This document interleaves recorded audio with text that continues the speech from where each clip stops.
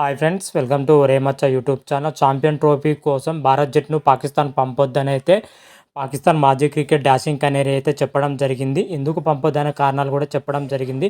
వాటన్నిటి గురించి పూర్తి డీటెయిల్ తెలుసుకునే ముందు మా ఛానల్ సబ్స్క్రైబ్ చేసుకోండి. పక్కన ఉన్న బెల్ ఐకాన్ మాత్రం అయితే క్లిక్ చేసి పెట్టుకోండి. ఫర్దర్గా మేము వీడియోలో అప్లోడ్ చేసినప్పుడు మీకు నోటిఫికేషన్ వస్తుంది. ఛాంపియన్ ట్రోఫీ 2025 వచ్చేసరికి ఫిబ్రవరిలో జరగనుంది. ఈ ఛాంపియన్ ట్రోఫీ వచ్చేసరికి పాకిస్తాన్ దేశం అయితే ఆతిథ్యం ఇస్తుంది. ఛాంపియన్ ట్రోఫీకి సంబంధించి డ్రాప్ షెడ్యూల్ మాత్రమైతే పాకిస్తాన్ క్రికెట్ బోర్డు ఇప్పటికే ప్రిపేర్ చేసి ఐసీసీకి అయితే పంపడం జరిగింది. ఐసీసీ మాత్రమైతే షెడ్యూల్ ఎటువంటి నిర్ణయం అయితే తీసుకోలేదు.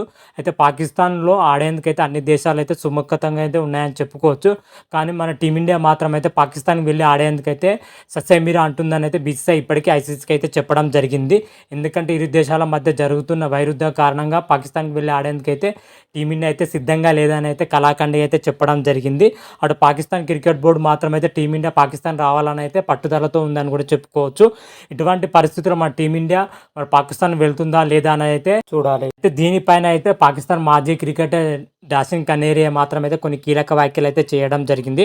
ఒక మీడియా సమావేశంలో డాషింగ్ కనేరియా వచ్చేసరికి టీమిండియాను పాకిస్తాన్కు పంపొద్దని అయితే బీసీసీఐకి అయితే కీలక సూచన అయితే చేయడం జరిగింది.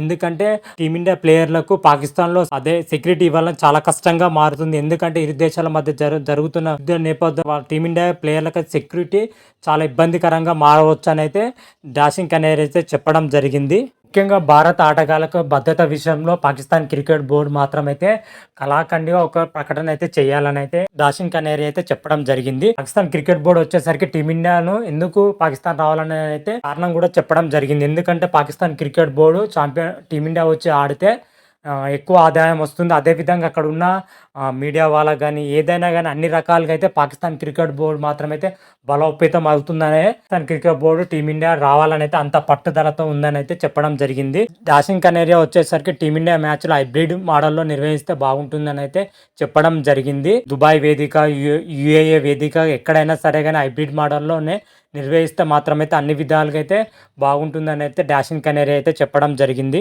ప్రజెంట్ డాషింగ్ కనేరియా చేసిన వ్యాఖ్యలు మాత్రమైతే సోషల్ మీడియాలో తెగ వైరల్గా మారడం జరిగింది.